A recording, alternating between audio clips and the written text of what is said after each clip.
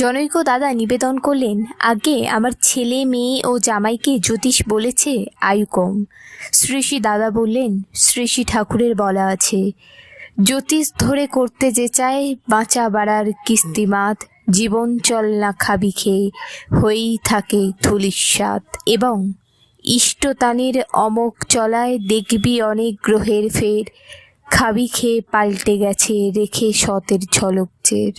আয়ু দেন তিনি, প্রাণও দেন তিনি, আর একজন বলার কে?